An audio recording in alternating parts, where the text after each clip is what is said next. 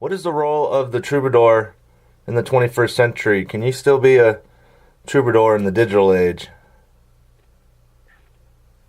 Yeah, I think you can, because I don't think that it necessarily has anything to do with the way that your music is delivered any other way. I mean, except for the fact that you tour and you present a good live show.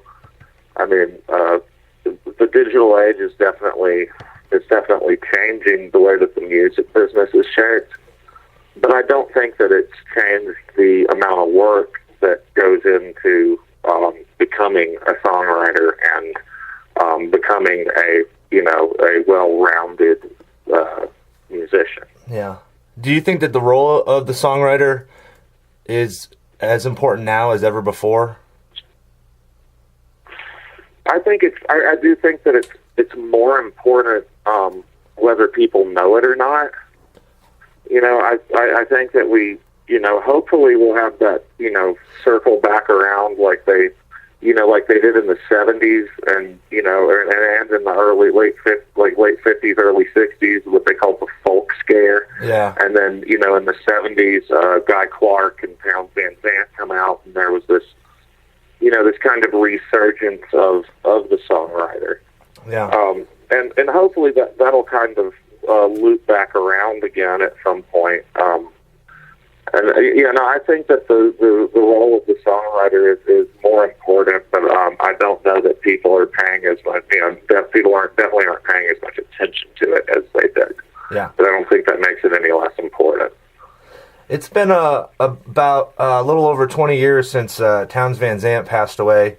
What's your biggest takeaway on not only his legacy but the man himself?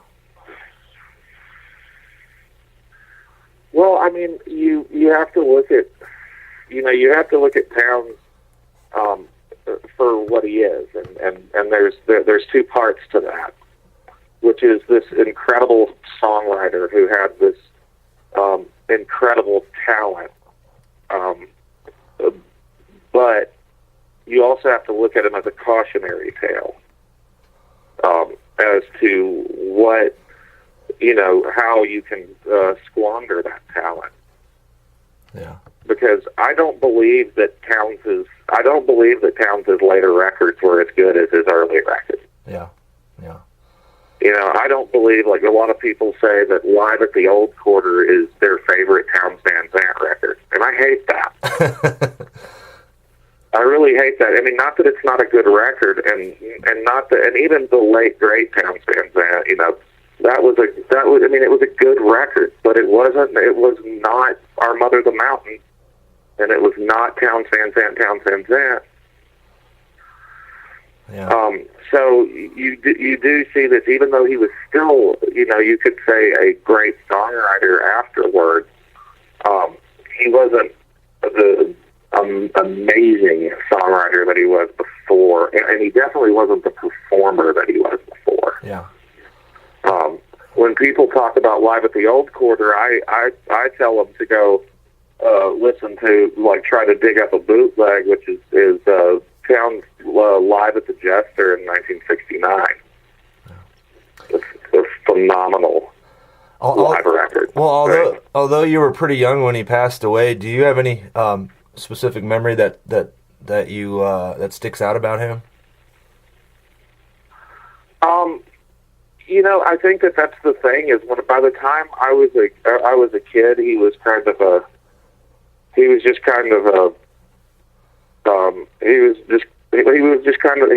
seemed like he was just boozy. Yeah. The thing that I remember, I think the best actually memory that I have about Townes, not necessarily of Townes, was his funeral, because it was this amazing celebration of his music. It wasn't like a sad, it was sad, but it wasn't like, people dressed in black and a pastor trying to tell you about a man's life. It was, Guy Clark and Lyle Lovett and Emmylou Harris all getting up and playing his songs at a church on Music Row. Yeah. And I think that I got that day, I got more of an idea of the greatness of him than ever before. Was there a moment when you realized a song could be whatever you wanted it to be? That although there are formulas, you can, in essence, create whatever you want to create, like to get out of those lines? Yeah, I mean, I think that I think that there was a point. I mean, I think that kind of came, and it was a hindsight kind of thing where, I mean, I realized how good, Kurt. I loved Nirvana when I was a kid, but then I think that looking like it didn't take me long, probably in my late teens, where I looked back and realized what a great songwriter he was, and what the influence that he had over me as a songwriter. And he's definitely somebody that broke a lot of rules according to a lot of songwriters. Yeah. And made like lyrically and musically. Because I don't think you don't want to be formulaic about the way that you write songs. But I'm not one of those people that say that there's no rules. Yeah. Hell yes, there are rules, but there's not, but there, it's like the way that I think about baseball. There's rules, but if you can get outside of those rules, there is a reasonable question that, you may be able to do it. Yeah. How has fatherhood changed your perspective on not only being a musician, but also maybe the way you view yourself in the grand scheme of things? I have to look at it like, it's like, well, more than ever, I can't be a fuck up, which I've been a good portion of my life. And I think it's, there's a new importance to what I do as, just what I do, the way that I have to, hold myself and it makes you look at myself as a man for the first time, as opposed, I realized after my daughter was born that I've been looking at myself as a boy.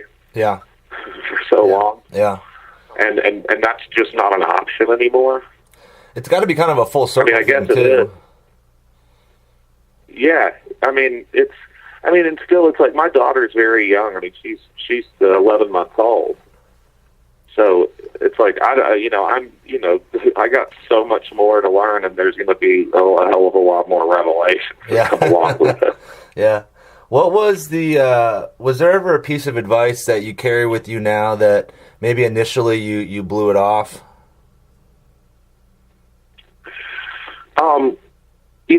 Absolutely. I mean, my father telling me that, you can't be a songwriter if you don't read. True that. Yeah. Was something that I blew off until I was in my late teens, early 20s. That I really saw I found the importance in, and even more today, it makes even more sense to me. Well, my final question is, what is a life creating and performing music and traveling and touring the world and meeting all kinds of different people? What has that taught you about what it means to be a human being? Well, it's taught me that there's really not much difference in us. I mean, that a poor man has troubles because he's poor, and a rich man has troubles because he's rich. Yeah. There's these very, that we're more than ever, it's like when people say we're human, we're fucking human. I feel like we definitely have more in common than what we're told. Absolutely. And I think that's something that I've especially with this past record with Kids in the Street, I look, when I was writing those songs, it was looking more outward at life and how we all have so much in common that it's we have more in common than we don't. Are you optimistic about the future? I am, because we're in what I consider a sad state right now. Yeah. But we've survived worse. Well, I really We appreciate. really have. I mean, Well, it's one of those things too. When I was talking, I interviewed Henry Rollins recently, and he was saying that we have been in situations like this, but it seems now maybe it's a little leaner on the bone in terms of the greater good. oh, absolutely. But I mean, people can't, but